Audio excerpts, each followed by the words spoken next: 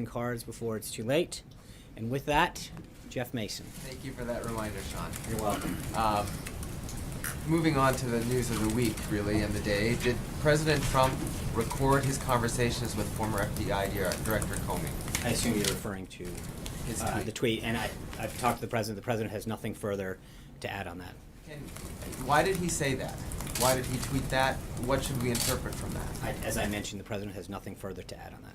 Are there recording devices in the Oval Office or in the residence? As I said for the third time, there is nothing further to add on that. Does he think it's appropriate to threaten someone like Mr. Comey not to speak? I don't think that's not a threat. He's simply stated a fact. The tweet speaks for itself. I'm moving on. John. If I could quote another one of the president's tweets this morning, he said, quote, "Russia must be laughing up their sleeves watching as the U.S. tears itself apart over a Democrat excuse for losing the election." What did the president mean by that? How specifically is the U.S. tearing itself apart over all of this? I think the president's comments about Russia and collusion have been very clear with respect to some of the charges that have been made. He's been very clear that it's one thing that he believes that the notion that there's collusion is a hoax. It's been reaffirmed by several people, including Senator Grassley and others who have spoken to him, and that he wants to make sure that he's focused every day on doing what's best for the American people. I understand all that, but you've said that many times, but how is the U.S. tearing itself apart? Well, I think obviously this has been a subject that comes up over and over again when it's been very clearly stated on multiple occasions that there's no collusion that occurred, and yet this narrative continues to be perpetuated. Do you think this is what the Russians wanted all along in interfering with the election? I don't. I have no idea. But what I'm just telling you is I think we've made it clear at this podium several times, and I think the president made it clear that what his feelings are on this. Sean, in the dinner that the president had with James Comey earlier in January, did the president implore him to pledge his loyalty to the president? Is that true? No. Did that happen? That did not happen? No. How important is it that the FBI director be loyal to the president? Is that a quality the president wants to see in anyone, particularly his FBI director? I think the president wants loyalty to this country and to the rule of law. Trey. Thanks, Sean. On the dinner with James Comey, does anyone in this White House have an audio recording of what unfolded during the January 27th dinner between the former FBI director and the President of the United States? I'm not aware of that. I have one follow-up question for you. What can the administration do better when it comes to communication? Today, the President tweeted out that he felt from behind that podium it's not always possible to present the information with perfect accuracy. Mm-hmm. So, I think we come out here every day and try to do the best job we can communicating what the president's done and the accomplishments he's making on the American people. We get here early. We work beyond being here at this podium. As many of you know, we get here early. We work pretty late. We do what we can, but the president is an activist president. He keeps a very robust schedule, as many of you are very well aware, and as you can tell by the activities of next week alone. And I think sometimes we don't have an opportunity to get in to see him, to get his full thinking. In those cases, we do our best to follow up with you. But I think that there are times when you, more than not, read a story where someone's trying to pull apart one word, one sentence, and say, aha, and make it a gotcha thing. We work very hard to get you the most accurate and up-to-date information throughout the day. We don't always have the opportunity to get in to see the president. And in those cases, I think we do a pretty good job of following up and getting you the information after the briefing or in a subsequent. So that's exactly what he meant. Is the president considering canceling the daily press briefings? I think he's a little dismayed, as well as a lot of people, that we come out here and try to do everything we can to provide you and the American people with what he's doing on their behalf, what he's doing to keep the nation safe, what he's doing to grow jobs. And yet we see time and time again an attempt to parse every little word and make it more of a game of gotcha, as opposed to really figure out what the policies are, why something's being pursued, or what the update is on this. And I think that's where there's a lot of dismay, and I don't think it's something that just alone the president feels. Can I ask you one final logistical question? It's Friday. On the original question I had about the dinner on January 27th with James Comey, Right. The president wasn't clear during the NBC interview who invited the FBI director to the White House at that time. How many invitations did the White House send to Director James Comey after January 20th and before the director was fired? Don't know. I'll try to get back to you. Cayman. Yesterday, Sarah told us that the president expects that the FBI investigation will be wrapped up with integrity. That's what the White House wants. Today, the president tweeted and called it a witch hunt. How does tweeting and calling it a witch hunt help wrap that investigation up with integrity? The president, no one wants this done. He wants to know very clearly. There's two pieces of this, right? Which is what was Russia's involvement. And the president is obviously very concerned about any entities' attempts to influence the United States election.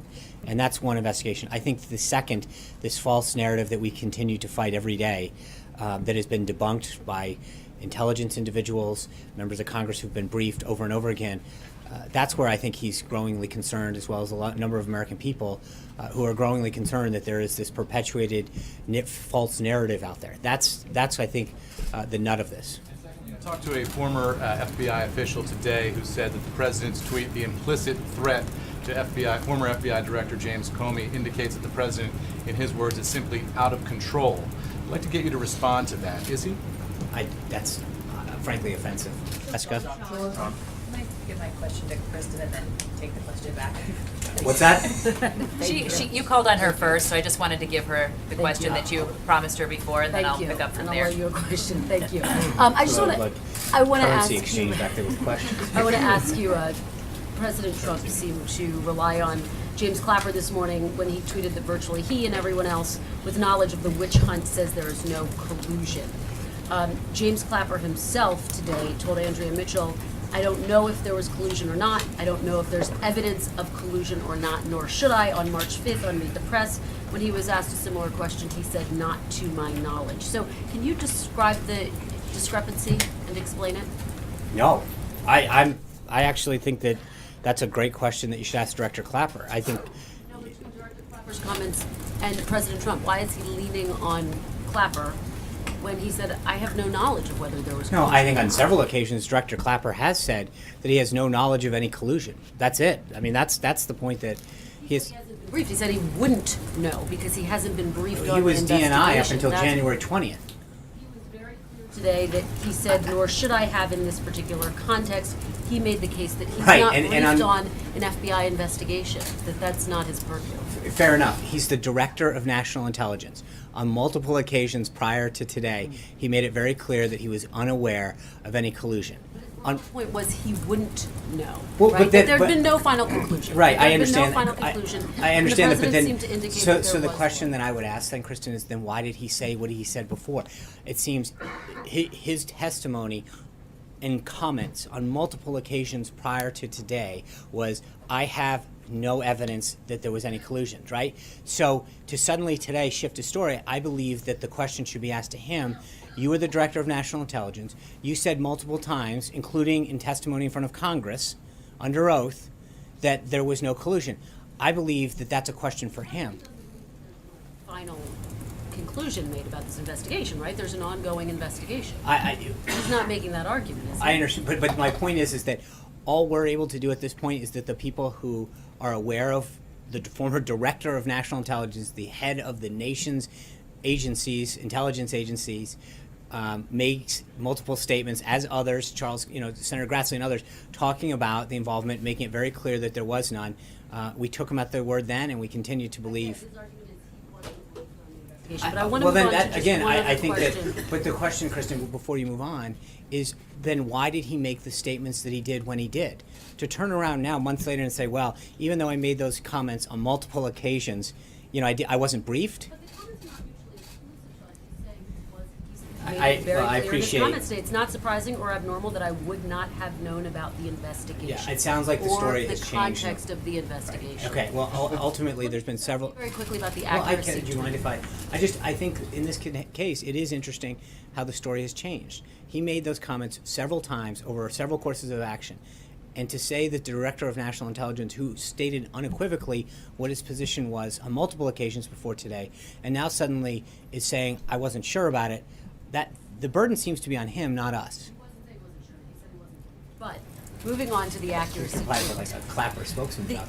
No, but I just am interested in the discrepancy in drawing a And final I think that conclusion that's a on the great part thing of the to ask him. president. No, on the part of the president. drawing a final conclusion about the investigation. In terms of the accuracy tweet, should we take that tweet to mean that you don't have the full picture when you stand at that podium?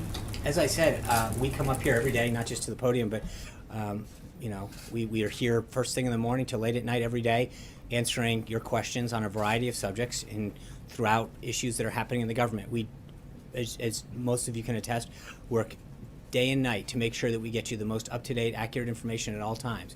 With respect to the president, as I mentioned, he's an activist president. He keeps an unbelievably busy and robust schedule. And there are times when we give you the information that we have at the time and we seek to get an update. And I believe that you and others will attest to when we don't have an answer, we try really hard to either update you after the fact or to get you the facts that we didn't have at the time. But we work really hard every day to do that. And I think the president's point that I pointed out earlier is that there are times when we're asked a question, we do our best to give you the answer, and every word is picked apart to try to figure out how to make an issue out of it, as opposed to allowing us to, talk to the president, get his current thinking and updates if we hadn't had an opportunity to do that at this time. Two questions. The first one on loyalty and the next one on the visit to the FBI headquarters. So this president does value loyalty. Was there any sort of, before you were hired, any sort of request or hint that you pledged personal loyalty to him at all before you were hired? No, I've pledged my loyalty to the Constitution and to the American people, as has everyone who serves in our government and this administration, and we stand by that. Is it true that the president was warned that he might not be well received at the FBI headquarters if you were to visit? I don't, not that I'm aware of. Thank you guys, have a great weekend. Sean, We'll see you on Monday. Hey, Thank you. Bye. Did you ask the president if he is installed listening devices in the White House?